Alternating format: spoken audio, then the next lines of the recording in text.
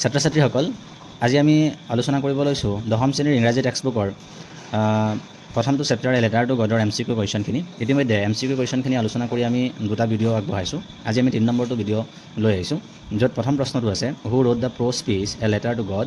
Option দিয়া হৈছে Nelson Rolihlahla Mandela, Arup Kumar Dutta, GL Fuentes, Lucio' Rodrigues. ইয়াৰ শুদ্ধ উত্তৰটো হ'ব GL ফ্লুৱেন্স। ইয়াৰ পিছৰ কুৱেশ্যনটো আমাক দিছে who is the chief character in the story a letter to God. Letter to God চেপ্টাৰটোৰ মুখ্য কেৰেক্টাৰ বা মুখ্য চৰিত্ৰ কোন? অপশ্যন দিয়া হৈছে Nelson Mandela, Pranjal, Rajbir, Lencho. আমি সকলোৱে জানো যে ইয়াৰ মুখ্য কেৰেক্টাৰটো হৈছে Lencho. What is the profession of Lencho? লেন্সৰ প্ৰফেশ্যন কি আছিলে? তো ট্ৰেডাৰ দিয়া হৈছে, পোষ্টমেন দিয়া হৈছে, ফাৰ্মাৰ এণ্ড মেনেজাৰ। আমি সকলোৱে জানো যে লেন্সৰ প্ৰফেশ্যন আছিলে ফাৰ্মাৰ। আলোচনা কৰিব লৈছোঁ পৰৱৰ্তী কুৱেশ্যনটো, য'ত আছে where is Lencho's house? On the crest of a low hill, on the crest of a low valley, on the crest of a low mountain, in the countryside. তো আমি সকলোৱে জানো ইয়াৰ আনচাৰটো হৈছে on the crest of a low hill. Lenso's house was situated in a crest of a low hill. পৰৱৰ্তী কুৱেশ্যনটো হৈছে who exclaimed yes God willing? এই God willing এইটো কিতাপৰ পৰা উঠাই দিয়া এটা লাইন, yes God willing। এই লাইনটো কোনে কৈছিলে? হয় যদি ভগৱানে ইচ্ছা কৰে বা ঈশ্বৰে যদি ইচ্ছা কৰে তেতিয়াহ'লে এই কথাটো কোনে কৈছিলে? The older boys, the woman who was preparing supper, the postmaster, the Lencho himself. Right আনচাৰটো হৈছে অপশ্যন নম্বৰ B, the woman who was preparing supper. আমি জানো যে লেন্সোৱে যেতিয়া খেতিপথাৰবিলাক চাই আহি পেলাই চোফাৰ প্ৰস্তুত কৰা ওমেনজনীক যেতিয়া বৰষুণৰ কথাটো কৈছিলে, তেতিয়া ওমেনজনীয়ে উত্তৰ দিছিলে, লেন্সোৰ ৱাইফে উত্তৰ দিছিলে যে হয় যদি ঈশ্বৰে ইচ্ছা কৰে তেতিয়াহ'লে হয়তো বৰষুণ হ'ব পাৰে। পৰৱৰ্তী প্ৰশ্নটো হৈছে what made Lencho angry when he counted the money? যেতিয়া লেন্সোৱে পইচাখিনি গণনা কৰিছিল, গণনা কৰাৰ পিছত কোনটো বস্তুৱে লেন্সক খঙাল কৰি তুলিছিল? অপশ্যন দিয়া হৈছে Lencho receive 60 pesos less than what he had demanded from God. লেন্সোৱে যিমানখিনি পইচা বিচাৰিছিলে তাতকৈ 60 pesos কম পাইছে। Option B Lencho receive 30 pesos less than what he had demanded from God.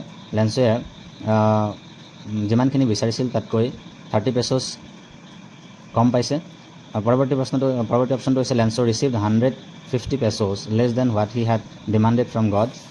তেওঁ 150 rupees পাইছে, তেওঁ যিমানখিনি ডিমাণ্ড কৰিছিলে তাৰ পৰা। Lencho receive 70 pesos less than what he had demanded from God. লেন্সোৱে বিচৰা পইচাখিনিৰ পৰা 70 pesos কম পাইছে। তো ৰাইট অপশ্যনটো হ'ব অপশ্যন নম্বৰ B, Lencho receive 30 pesos less than what he had demanded from God. ভগৱানৰ পৰা যিমানখিনি পইচা তেওঁ বিচাৰিছিলে তাৰ পৰা তেওঁ 30 pesos কম পাইছে। ইয়াত তোমালোকে বহুতে অপশ্যন নম্বৰ ডিটো চুজ কৰিব পাৰা, কিন্তু অপশ্যন নম্বৰ ডিটো নহয়। ইয়াত আমাক কৈছে Lencho receive 70 pesos less than what he had demanded from god.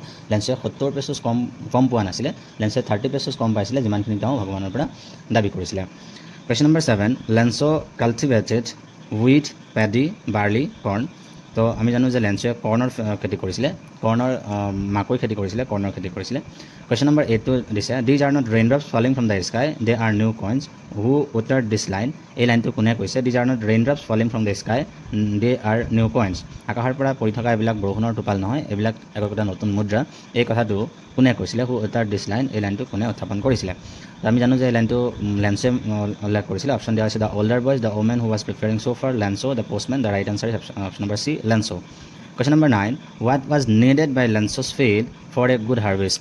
লেন্সোৰ ফিল্ডৰ কি প্ৰয়োজন হৈছিলে ভাল শস্যৰ কাৰণে? লেন্সোৰ খেতিবিলাকৰ কিহৰ প্ৰয়োজন হৈছিল ভাল ফচল দিবৰ কাৰণে? তো আমি সকলোৱে জানো যে লেন্সোৰ খেতিপথাৰবিলাকৰ বৰষুণৰ প্ৰয়োজন হৈছিল এটা ভাল ফচল দিবৰ কাৰণে। কুৱেশ্যন নম্বৰ 10, Lencho compare the big drops of rain with?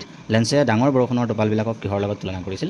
আমি সকলোৱে জানো যে ইয়াৰ শুদ্ধ উত্তৰটো হৈছে 10 cent piece। লেন্সোৱে ডাঙৰ বৰষুণৰ টোপালবিলাকক 10 cent pieceৰ লগত তুলনা কৰিছিল, আৰু সৰু বৰষুণৰ টোপালবিলাকক 5 cent pieceৰ লগত তুলনা কৰিছিল। তো প্ৰশ্নমতে আমাৰ ৰাইট আনচাৰ হ'ব অপশ্যন নম্বৰ বি। আজিলৈকে আমি এই 10টা কুৱেশ্যনেই আলোচনা কৰিছোঁ। পৰৱৰ্তী ভিডিঅ'ত আমি পৰৱৰ্তী কুৱেশ্যনখিনি আলোচনা কৰিবৰ কাৰণে চেষ্টা কৰিম। Thank U.